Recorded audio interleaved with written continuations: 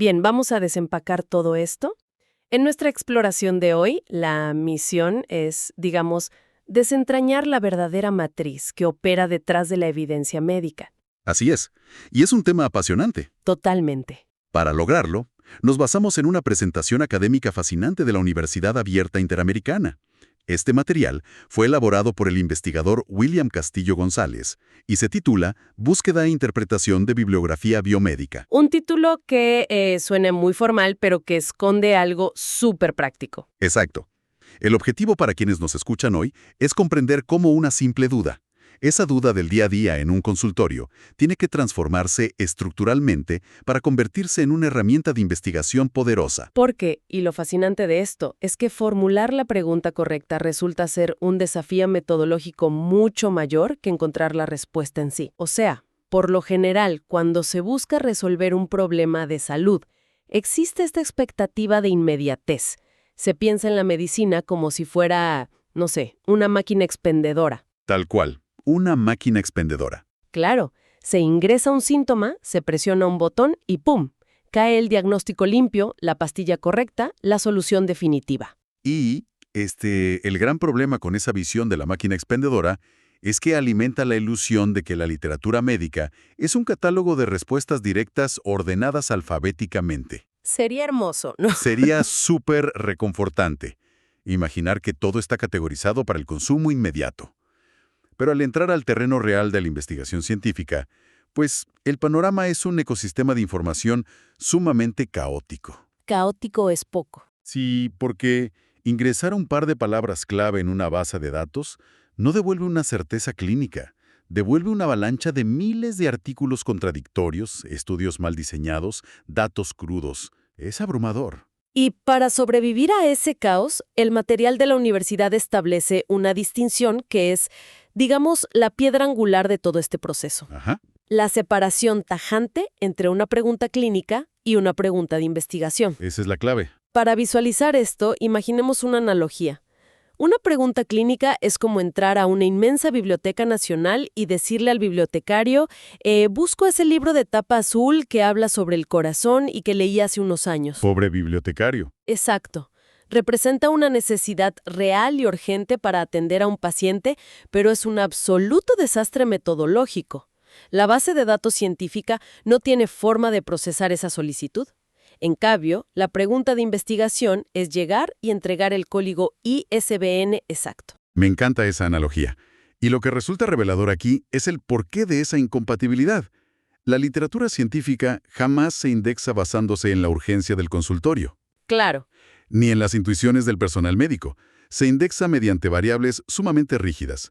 Una duda clínica, esa que surge durante la atención directa, busca tomar una decisión rápida sobre un individuo y, suele estar lleva de información implícita. O sea, quien atiende al paciente tiene en su mente la edad de la persona, sus otras enfermedades, su contexto social. Exactamente.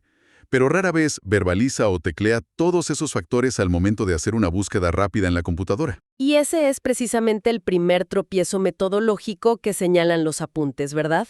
Sí, asumir que la base de datos leerá la mente de quien busca. Se arrojan términos vagos y la plataforma, devuelve ruido blanco. Ruido blanco. Entonces, la pregunta de investigación exige un proceso de traducción sistemática. Ya no se trata de resolver el caso de un solo individuo. No, para nada. Se trata de generar o buscar un conocimiento generalizable usando el método científico. Y eso obliga a explicitar cada variable. Y para lograr esa traducción a ese código ISBN que mencionábamos, el ámbito biomédico desarrolló una herramienta de estructuración que hoy es, pues, el estándar de oro. Así es el momento de hablar de la estrategia PICO. PICO. Son 4 letras. 4 letras que obligan a definir una variable clave cada una. Actúan como un embudo metodológico para filtrar la evidencia de alta calidad. Bien, vamos a desempacar esta matriz letra por letra. Porque para quien estudia esto por primera vez, la simplicidad de las 4 letras esconde varias trampas. Totalmente. Hay que tener mucho cuidado. El punto de partida es la P, de población o problema. A simple vista parece obvio, ¿no? Se podría pensar que la población son simplemente los pacientes. Y ese es un error gravísimo. El texto enfatiza que acotar esto requiere bisturí. No basta con decir personas con diabetes. Ajá. Hay que especificar la edad, la gravedad de la condición y, muy importante, las comorbilidades. Porque si esta variable se define a la ligera, ocurre un problema grave del que habla el documento, ¿cierto? El problema de la extrapolación. Exacto. Ese concepto de extrapolación toca el corazón de la validez externa de un estudio. Frecuentemente se asume que un ensayo clínico publicado en una revista prestigiosa aplica para cualquier individuo en la sala de espera. Y no es así. Para nada. Si un investigador prueba un fármaco revolucionario exclusivamente en adultos jóvenes, sin problemas renales, con una dieta estrictamente controlada, Esos resultados no se pueden aplicar mágicamente a un paciente de 80 años con múltiples complicaciones crónicas. tal cual, una P mal definida genera la ilusión de evidencia donde en realidad hay un salto de fe peligrosísimo. ¡Wow! Y una vez que el sujeto de estudio está perfectamente delimitado, la ciencia exige acción y, sobre todo, contraste.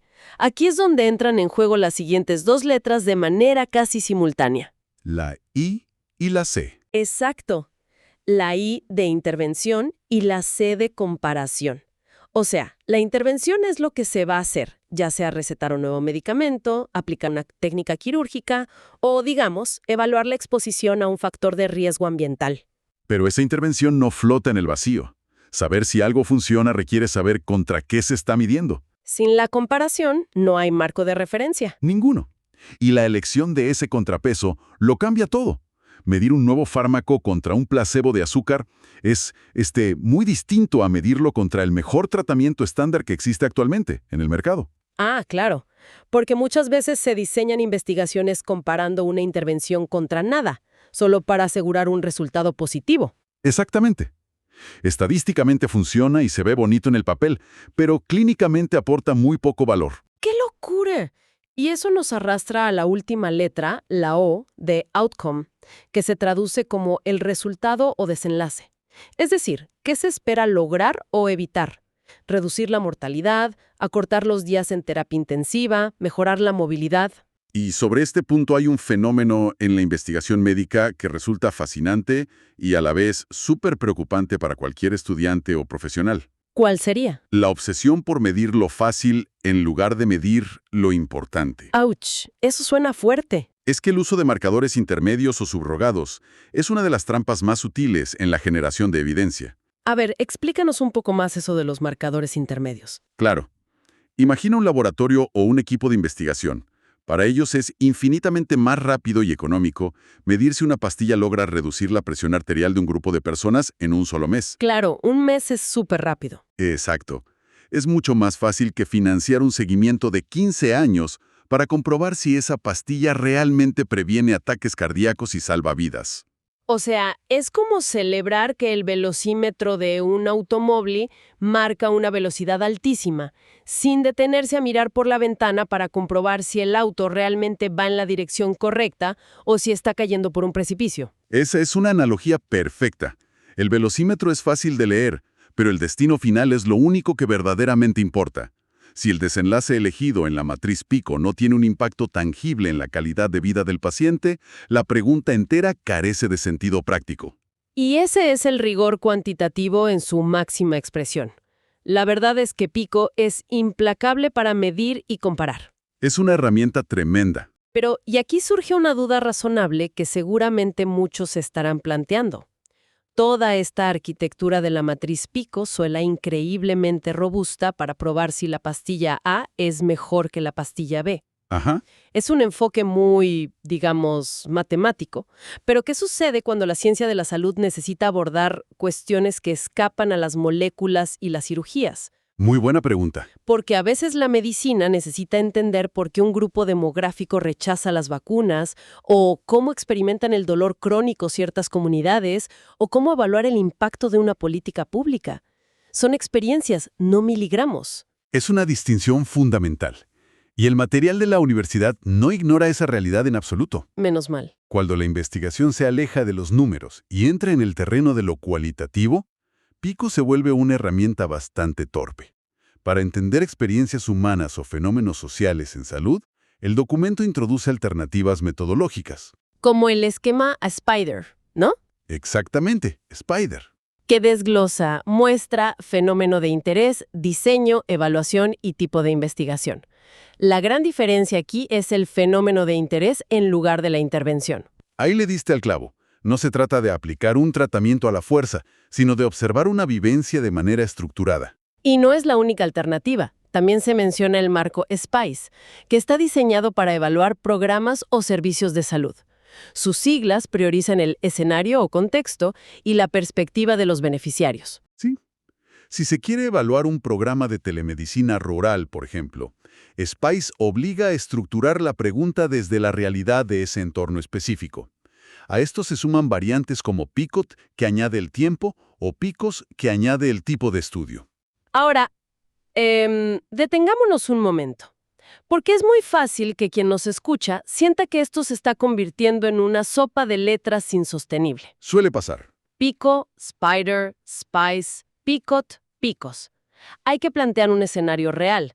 En un hospital público, a las 3 de la mañana, con la sala de emergencias completamente saturada, ¿realmente se espera que el personal médico construya un acrónimo SPIDER antes de tomar una decisión? Es una reacción supernatural. Porque se podría pensar que tanta sigla burocratiza el pensamiento crítico, en lugar de facilitarlo. Es una crítica sumamente válida si confundimos el objetivo de estas matrices. Hay que aclarar algo fundamental. Estas estructuras no están diseñadas para que el médico de guardia las dibuje en una servilleta mientras un paciente tiene una hemorragia. Ok, eso es un alivio. Están diseñadas para quienes construyen la evidencia que ese médico de guardia va a consultar después.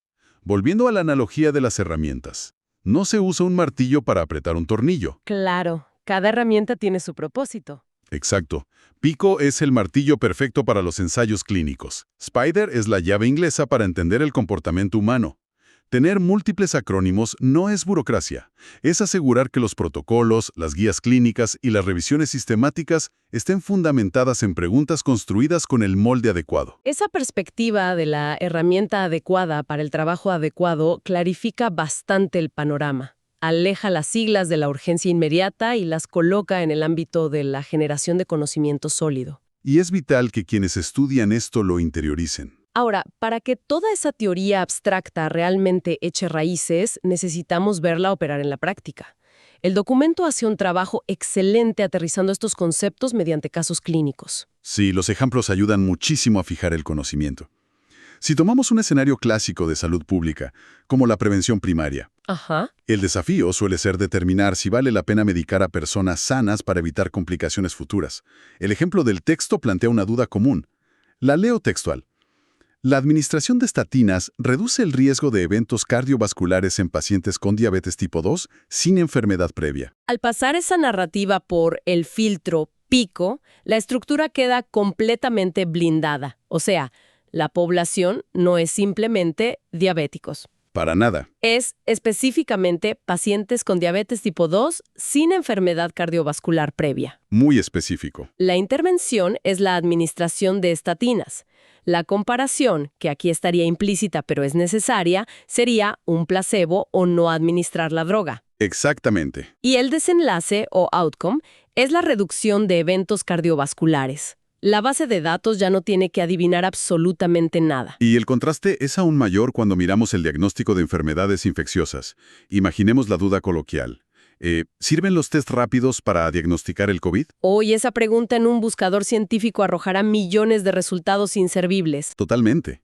Pero, estructurada metodológicamente, la población son pacientes con síntomas leves. La intervención es la prueba rápida de antígenos. La comparación es la prueba PCR en tiempo real y el desenlace es la precisión diagnóstica medida en sensibilidad y especificidad. Es que cambia por completo. Y aquí es donde la versatilidad de este sistema se vuelve realmente interesante. Porque hay un tercer ejemplo enfocado en el manejo pediátrico que rompe con la idea de que Pico es solo para tecnologías de punta o fármacos multimillonarios. Sí, este ejemplo me encanta. Es que la pregunta evalúa intervenciones físicas de toda la vida. Compara el uso de humidificadores fríos contra nebulizadores con solución salina para aliviar síntomas en lactantes que padecen bronquiolitis. Es un caso magnífico. Demuestra que las costumbres médicas, esas que hacemos por inercia, también deben someterse al escrutinio científico. La comparación, el nebulizador. Y el desenlace es la reducción objetiva de síntomas, como la tos.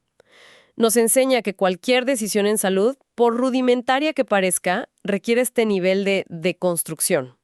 Para demostrar verdadera eficacia y no basarse simplemente en, bueno, el clásico, siempre lo hemos hecho así. Exacto. El siempre lo hemos hecho así es peligroso. Muy peligroso.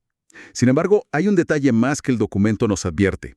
Estructurar perfectamente los componentes de una pregunta no es garantía de que valga la pena invertir recursos en responderla. Ah, o sea que pico no es el último paso. No. Una pregunta puede tener una población, intervención y desenlace impecables, y aún así ser una pérdida de tiempo monumental. Por eso, el material introduce un último filtro de calidad antes de arrancar cualquier investigación. Se trata de los criterios Finner. Los famosos criterios Finner. Esto establece que toda pregunta de investigación debe ser factible, interesante, novedosa, ética y relevante. Vamos a desempacar esto, empezando por la factibilidad. Porque aquí es donde mueren muchos proyectos brillantes. A ver. Ser factible implica asegurar que existen los recursos financieros, el tiempo y, sobre todo, la cantidad de pacientes necesarios. De nada sirve diseñar el protocolo pico perfecto para estudiar una enfermedad ultra rara si en todo el país solo hay 3 pacientes disponibles. Claro, simplemente no habrá significancia estadística. Exacto, el estudio nace muerto. Luego la pregunta debe ser interesante y novedosa. Porque la ciencia no avanza confirmando lo obvio repetidas veces, no. Tal cual.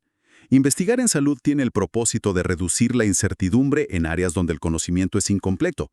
Hacer un ensayo clínico monumental para demostrar, una vez más, que fumar causa daño pulmonar carece de novedad metodológica. Ya lo sabemos. Una buena pregunta refuta hallazgos, aborda una nueva población o explora un ángulo inédito. Exactamente. La E, por su parte, garantiza el marco ético, que es indispensable para proteger a los participantes. Y finalmente la R exige que la pregunta sea relevante tanto clínica como científicamente. Y es justamente al hablar de relevancia donde el documento expone una serie de trampas metodológicas que pueden arruinar años de trabajo. Menciona errores comunes como mezclar preguntas de pronóstico con preguntas de tratamiento. Sí, este es un error muy común. O de iniciarte en mala intervención, que los resultados son imposibles de interpretar. Pero, y ojo con esto, dentro de ese listado de errores se esconde una práctica que resulta ser la trampa más insidiosa en el mundo académico. ¿Cuál es esa trampa? Formular la pregunta basándose en la literatura que ya se sabe que está publicada y disponible. O sea, hacer trampa. Básicamente. Es decir, en lugar de identificar un vacío de conocimiento genuino que afecta a los pacientes, el investigador adapta y recorta su pregunta inicial para que encaje perfectamente con los datos que son fáciles de encontrar. ¡Wow! Es la definición exacta del sesgo retrospectivo. Para visualizarlo es como un arquero que dispara una flecha hacia una pared completamente en blanco, camina hasta la pared y luego dibuja cuidadosamente la diana alrededor de donde impactó la flecha. Esa metáfora captura el problema a la perfección. Se garantiza dar en el blanco y obtener un resultado positivo, pero el ejercicio entero carece de propósito. La investigación resultante lucirá metodológicamente impecable en el papel. Cumplirá con pico y se publicará en revistas, pero será totalmente estéril en la práctica clínica. Porque el enfoque riguroso exige formular primero la pregunta ideal, la que verdaderamente necesita respuesta en los hospitales, y solo después evaluar si es factible responderla con la evidencia actual. Todo este andamiaje, desde rechazar la pregunta clínica vaga hasta aplicar los filtros Finner, revela el verdadero camino hacia el conocimiento médico confiable. Es un proceso de depuración fascinante. Las infografías del documento de la universidad lo ilustran claramente. En la base hay una montaña de investigaciones primarias, repletas de ruido, sesgos y contradicciones. La matriz estructurada es el embudo que permite a organizaciones globales, como la colaboración Cochrane, filtrar ese caos. Exacto.